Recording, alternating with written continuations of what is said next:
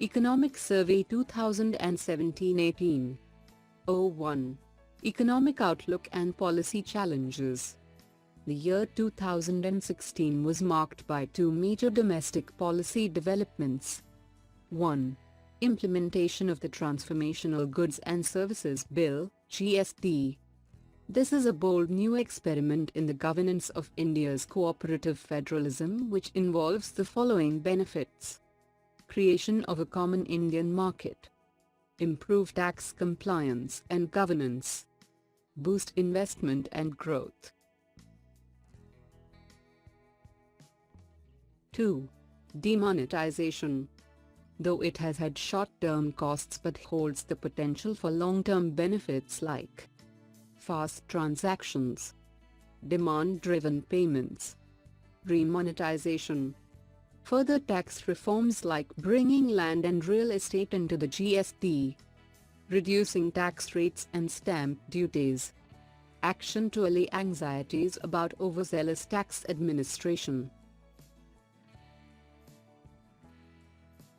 Looking further ahead, societal shifts in ideas and narratives will be needed to overcome three long-standing meta-challenges. A. Inefficient redistribution. B. Ambivalence about the private sector and property rights. C. Improving but still challenged state capacity. The Economic Survey of 2014-15 spoke about the sweet spot for the Indian economy that could launch India onto a trajectory of sustained growth of 8-10%, which was also beckoned in 2015-16 looks enduring in the aftermath of demonetization, passage of the GST bill, Brexit, US elections. Demonetization. A radical governance-cum-social engineering measure was enacted on November 8, 2016. The two largest denomination notes, Rs 500 and Rs 1000 together constituted 86% of all the cash in circulation, were demonetized. Restrictions were placed on the convertibility of domestic money and bank deposits. The aim of the action was fourfold: to curb corruption, counterfeiting, use of high-denomination notes, curbing black money. The action followed a series of earlier efforts to curb illicit activities like Special Investigation Team (SIT) in the 2014 budget, the Black Money Act 2015, the Benami Transactions Act of 2016, the Information Exchange Agreement with Switzerland, changes in the tax treaties with Mauritius and Cyprus, the Income Disclosure Scheme. The public debate on demonetization has raised three questions: broader aspects of management, as reflected in the design and implementation of the initiative; its economic impact in the shorter and long run; its implications for the broader vision underlying the future conduct of economic policy. The broad conclusion is that demonetization will create short-term costs and provide the basis for long-run benefits. The needed actions include remonetizing the economy expeditiously by supplying as much cash as necessary, especially in lower denomination notes; complementing demonetization with more incentive, compatible actions such as bringing land and real estate into the GST; reducing taxes and stamp duties, and ensuring that the follow-up to demonetization does not lead to overzealous tax administration. The measures undertook by the government to cement India's reputation as one of the few bright spots in an otherwise grim global economy are as follows: overhauled the bankruptcy laws so that the exit problem that pervades the Indian economy, with deleterious consequences highlighted in last year's survey, can be addressed effectively and expeditiously. codified the institutional arrangements on monetary policy with the Reserve Bank of India, RBI, to consolidate the gains from macroeconomic stability by ensuring that inflation control will be less susceptible to the whims of individuals and the caprice of governments, and solidified the legal basis for ADA to realize the long-term gains from the JAM trifecta, Jan Dan, ADA, Mobile, as quantified in last year's survey.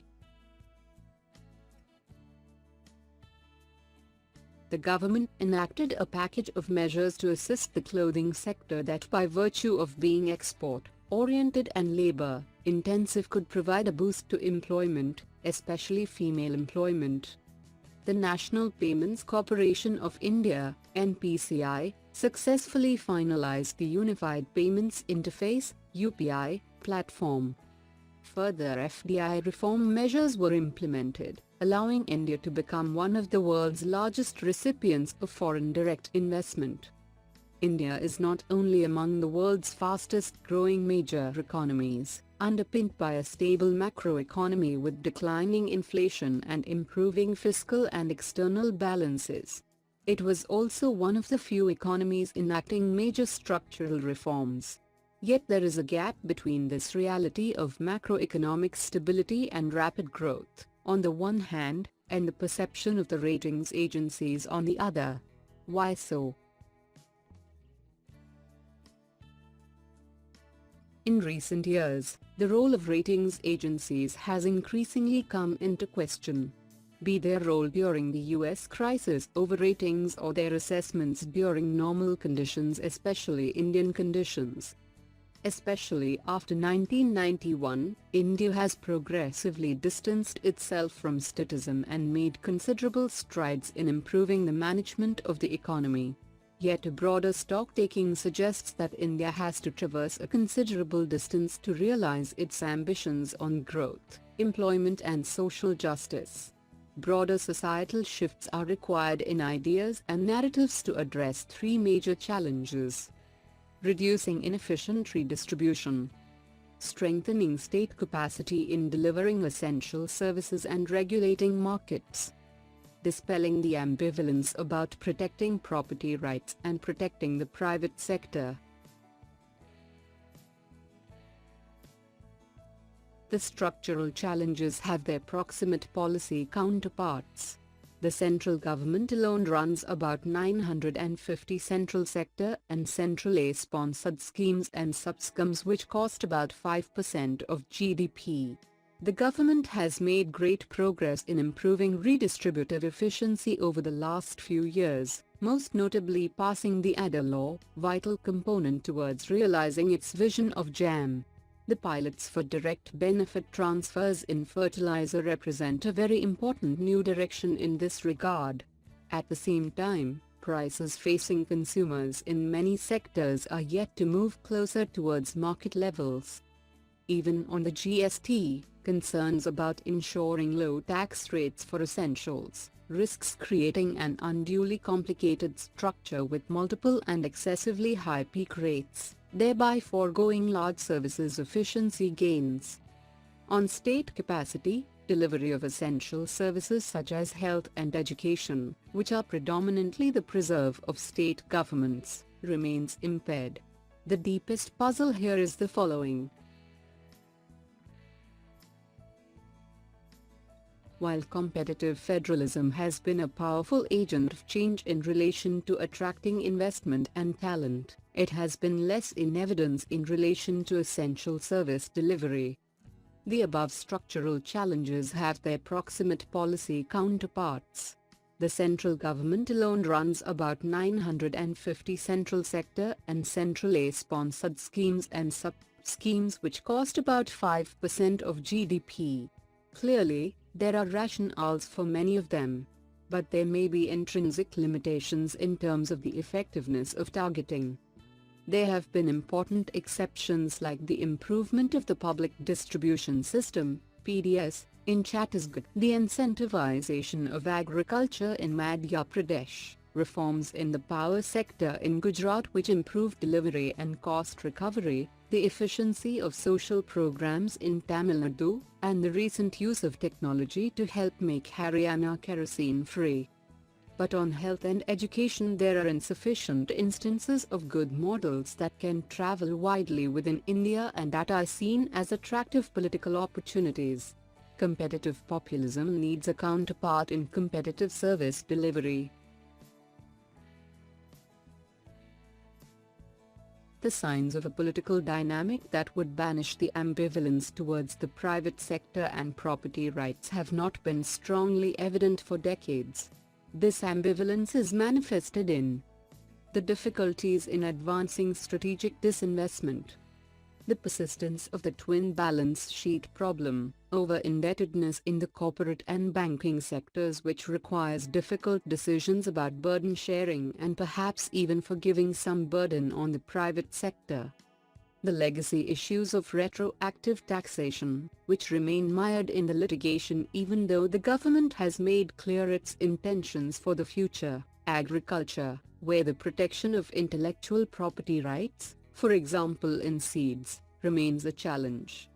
Reform in the civil aviation sector, which has been animated as much by an interventionist as liberalizing spirit. In the fertilizer sector, where it is proving easier to rehabilitate unviable plants in the public sector rather than facilitate the exit of egregiously inefficient ones. Even as the domestic agenda remains far from complete, the international order is changing, posing new challenges. The impact of Brexit and the US elections, though still uncertain, risk unleashing paradigmatic shifts in the direction of isolationism and nativism. The post-war consensus in favor of globalization of goods, services and labor in particular, and market-based economic organization more broadly, is under threat across the advanced economies. For India, that is a late converger, that is an economy whose standards of living are well below countries at the frontier. These events have immense consequences. Given that India's growth ambitions of 8-10% require export growth of about 15-20%, any serious retreat from openness on the part of India's trading partners would jeopardize those ambitions. As too much globalization will have potentially important consequences for Indian exports and growth. The structural domestic and external developments must be added. The proximate macroeconomic challenges like the decline in oil prices from their peak in June 2014. There has been a lift to incomes which, combined with government actions, imparted dynamism by increasing private consumption and facilitating public investment, shoring up an economy buffeted by the headwinds of weak external demand and poor agricultural production. This year that important source of short-term dynamism may be taken away as international oil prices are now on the rise. Private investment remains weak because of the twin balance sheet problem that has been the economy's festering wound for several years now. Re-establishing private investment and exports as the predominant and durable sources of growth is the proximate macroeconomic challenge. Global context. For India, three external developments are of significant consequence. In the short run, the change in the outlook for global interest rates as a result of the US elections and the implied change in expectations of US fiscal and monetary policy will impact on India's capital flows and exchange rates. The medium-term political outlook for globalization, and in particular for the world's political carrying capacity for globalization, may have changed in the wake of recent developments. Developments in the US, especially the rise of the dollar, will have implications for China's currency and currency policy. If China is able to successfully rebalance its economy, the spillover effects on India and the rest of the world will be positive. On the other hand, further declines in the yuan, even if dollar-induced, could interact with underlying vulnerabilities to create disruptions in China that could have negative spillovers for India. Review of developments in 2016-17. 1. GDP and inflation. The Indian economy has continued to consolidate the gains achieved in restoring macroeconomic stability. Real GDP growth in the first half of the year was 7.2%, on the weaker side of the 7th of July 1975% projection in the Economic Survey 2015-16. This was somewhat lower than the 7.6% rate recorded in the second half of 2015-16. The main problem was fixed investment, which declined sharply as stressed balance sheets in the corporate sector continued to take a toll on firms' spending plans. On the positive side, the economy was buoyed by government consumption, as the 7th Pay Commission salary recommendations were implemented, and the long-awaited start of an export recovery as demand in advanced countries began to accelerate. The major highlights of the sectoral growth outcome of the first half of 2016-17 were: moderation in the industrial and non-government service sector, the modest pickup in agricultural growth on the back of improved monsoon, and strong growth in public administration and defense services, dampeners on and catalysts to growth almost balancing each other and producing a real gross value addition, GVA, growth I.T, 7.2%. Inflation this year has been characterized by two distinctive features. The Consumer Price Index, CPI-new series inflation, which averaged 4.9% during April-December 2016, has displayed a downward trend since July, when it became apparent that Kharif agricultural production in general, and pulses in particular, would be bountiful.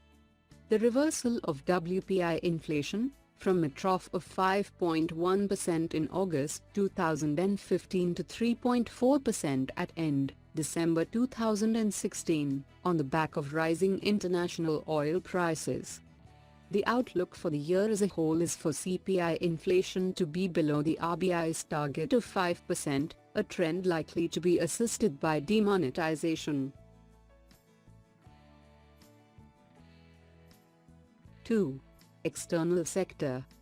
The external position appears robust, having successfully weathered the sizable redemption of foreign currency non-resident (FCNR) deposits in late 2016, and the volatility associated with the US election and demonetization. The current account deficit has declined to reach about 0.3% of GDP in the first half of FY 2017. Foreign exchange reserves are at comfortable levels, having risen from around $350 billion at end January 2016 to $360 billion at end December 2016, and we are well above standard norms for reserve adequacy. The trade deficit declined by 23.5% in April-December 2016 over corresponding period of previous year. The net services surplus declined in the first half, as software service exports slowed and financial service exports declined. 3. Fiscal. Trends in the fiscal sector in the first half have been unexceptional, and the central government is committed to achieving its fiscal deficit target of 3.5% of GDP this year. Excise duties and service taxes have benefited from the additional revenue measures introduced last year. The most notable feature has been the over-performance of excise duties, in turn based on buoyant petroleum consumption, especially petroleum excises, have held up even after demonetization, in part due to the exemption of petroleum products from its scope. More broadly, tax collections have held up to a greater extent than expected, possibly because of payment of dues in demonetized notes was permitted. Non-tax revenues have been challenged owing to shortfall in spectrum and disinvestment receipts, but also to forecast optimism. The stress in public sector enterprises has also reduced dividend payments. State government finances are under stress in part because of the UDAY scheme, though the budgeted numbers suggest there will be an improvement this year. For the general government as a whole, there is an improvement in the fiscal deficit with and without UDAY scheme. Outlook for 2016-17. This year's outlook must be evaluated in the wake of the November rate action to demonetize the high-denomination notes. Demonetization affects the economy through three different channels. An aggregate demand shock because it reduces the supply of money and affects private wealth, especially of those holding unaccounted money. An aggregate supply shock to the extent that economic activity relies on cash as an input, and an uncertainty shock because economic agents face imponderables related to the magnitude and duration of the cash shortage and the policy responses. A. Impact on supply of cash and money and interest rates. Demonetization has reduced sharply the supply of one type of money, cash, while increasing almost to the same extent another type of money, demand deposits. The price counterparts of this unusual aspect of demonetization are the surge in the price of cash, on the one hand, and the decline in interest rates on the lending rate by 90 basis points since November 9. By definition, all these quantity and price impacts will self-correct by amounts that will depend on the pace at which the economy is remonetized and policy restrictions eased. As this occurs, consumers will run down their bank deposits and increase their cash holdings. B. Impact on GDP. Anecdotal and other survey data abound on the impact of demonetization. But we are interested in a macro assessment and hence focus on 5 broad indicators. Agricultural, Rabi, sowing. Aggregate sowing of the two major Rabi crops, wheat and pulses, exceeded last year's planting. Indirect tax revenue, as a broad gauge of production and sales. Auto sales, as a measure of discretionary consumer spending, and two-wheelers, as the best indicator of both rural and less affluent demand. Real credit growth. Weak credit growth was offset to a small extent by increase in other forms of private sector borrowing such as bonds, external commercial borrowings, ECBs, and commercial paper. Real estate prices. Outlook for 2017-18. 1. Real GDP. The outlook has to be examined at the components of aggregate demand. Exports. India's exports appear to be recovering, based on an uptick in global economic activity. Consumption. International oil prices can drag the consumption to 0.5 percentage points, while on the other hand, consumption is expected to receive a boost from two sources: catch up after the demonetization-induced reduction in the last 2 quarters of 2016-17 and cheaper borrowings costs, which are likely to be lower in 2017 than 2016 by as much as 75 to 100 basis points. Private investment. It is unlikely to recover significantly from the levels of FY 2017. Government. Putting these factors together, we expect real GDP growth to be in the 6.75% to 7.5% range in FY 2018. Even under this forecast, India would remain the fastest growing major economy in the world. There are 3 main downside risks to the forecast. They are: the extent to which the effects of demonetization could linger into next year, especially if uncertainty remains on the policy response.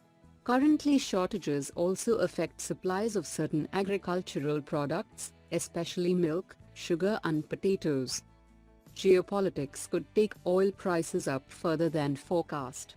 The ability of shale oil production to respond quickly should contain the risks of a sharp increase, but even if prices rose merely to $60-65/barrel, the Indian economy would nonetheless be affected by the way of reduced consumption, less room for public investment, and lower corporate margins, further denting private investment. The scope of monetary easing might also narrow, if higher oil prices stoke inflationary pressure. There are risks from the possible eruptions of trade tensions amongst the major countries, triggered by geopolitics or currency movements. This could reduce global growth and trigger capital flight from emerging markets. The one significant upside possibility is a strong rebound in global demand and hence, in India's exports. There are some nascent signs of that in the last 2 quarters. A strong export recovery would have broader spillover effects to investment. C. Fiscal Outlook. The fiscal outlook for the central government for the next year will be marked by 3 factors like the increase in the tax to GDP ratio of about 0.5 percentage points in each of the last 2 years, owing to the oil windfall, will disappear. There will be a fiscal windfall both from the high denomination notes that are not returned to the RBI and from higher tax collections as a result of increased disclosure under the Pradhan Mantri Garib-Kalyan Yojana. Both of these are likely to be one-off in nature, and in both cases the magnitudes are uncertain. The implementation of the GST can complicate the administrative and technology perspective that revenue collection will take some time to reach full potential. D. The macroeconomic policy stance for 2017-18. An economy recovering from demonetization will need policy support cause unlike last year, there is more cyclical weakness on account of demonetization. Though the government's fiscal deficit is declining in the following 3 years, the fiscal policy needs to balance the cyclical imperatives with medium-term issues relating to prudence and credibility.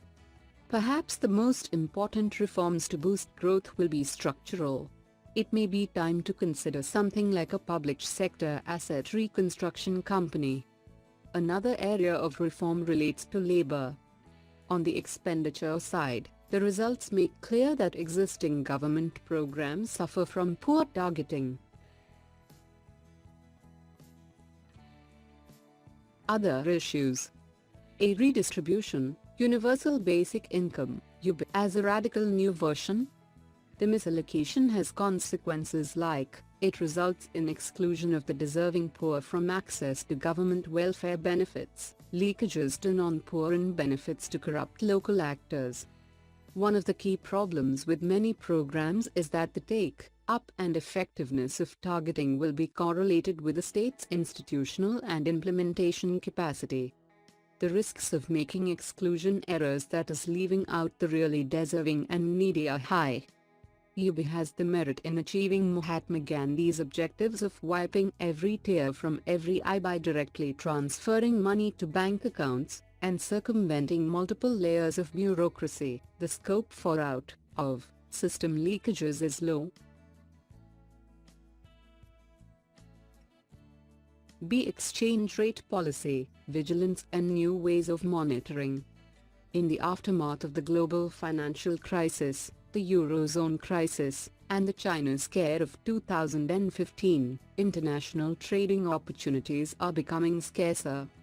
The decline in the world export GDP ratio since 2011 and the corresponding declines in the currencies of India's competitors, notably China and Vietnam.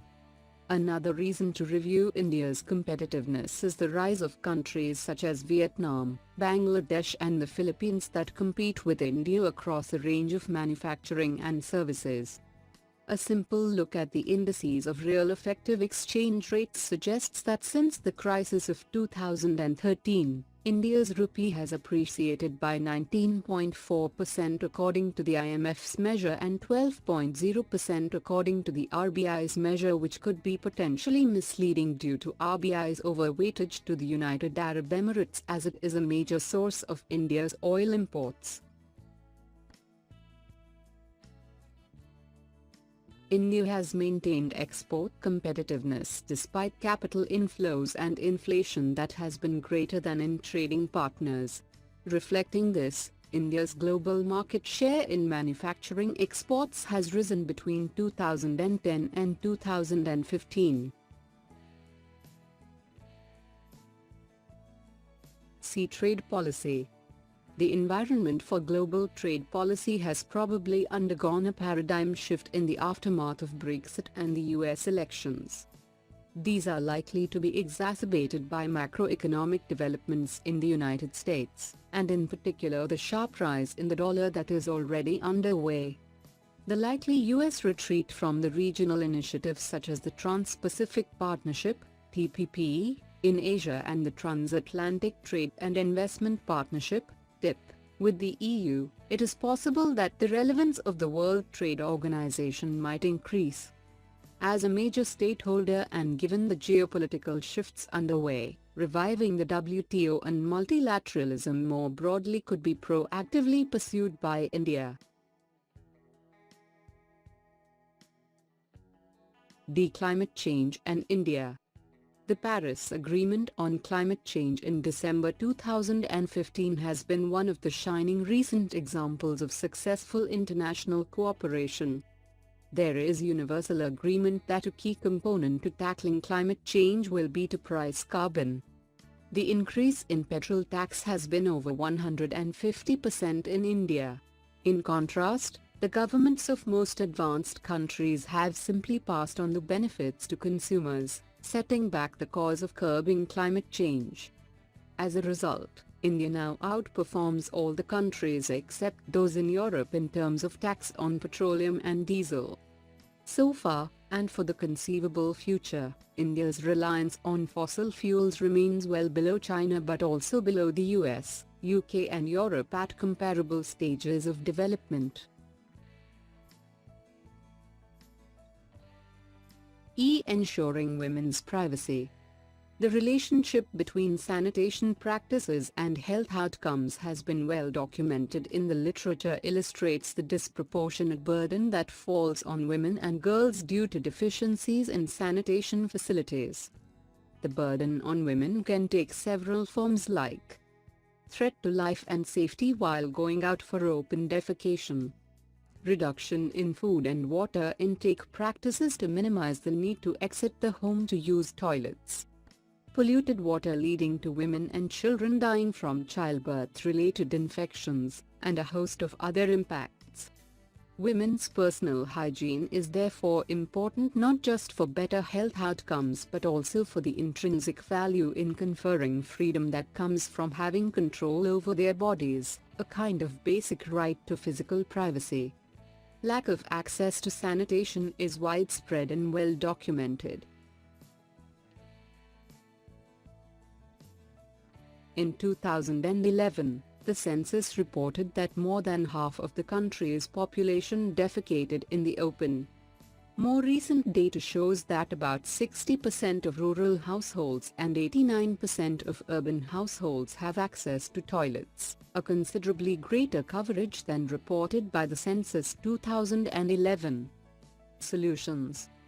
The first step to tackling this issue is to acknowledge the problem, means generating more information on a topic that is socially considered taboo or ignored. Second, recognizing the positive behavioral patterns that women demonstrate upon obtaining access to sanitation services is critical. Ensuring safe and adequate sanitation, water security and hygiene, the objectives of Swachh Bharat as part of a broader fundamental right to privacy, a serious policy issue. India's soon-to-recede demographic dividend. 2016 was a turning point in global demographic trends. It was the first time since 1950 that the combined working age population of the advanced countries declined, Over the next 3 decades, the United Nations projects that China and Russia will each see their populations fall by over 20%. India, however, seems to be in a demographic sweet spot with its working-age population projected to grow by a third over the same period, always remembering that demography provides potential and is not destiny. Economic research in the last 2 decades has suggested that the growth surges in East Asia may have been driven by demographic changes. In particular, countries with large working-age populations relative to the overall population appear to benefit from greater economic dynamism.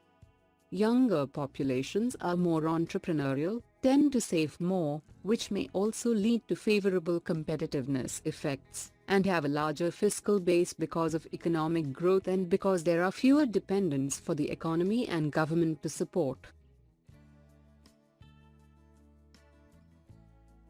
India's demographic cycle is about 10-30 years behind that of the other countries, indicating that the next few decades present an opportunity for India to catch up to their per capita income levels. Unlike the East Asian successes, India should not expect to see growth surges or growth decelerations of the magnitudes experienced by the East Asian countries, at least not on account of the demographic dividend. At the same time, India might be able to sustain high levels of growth for a longer time.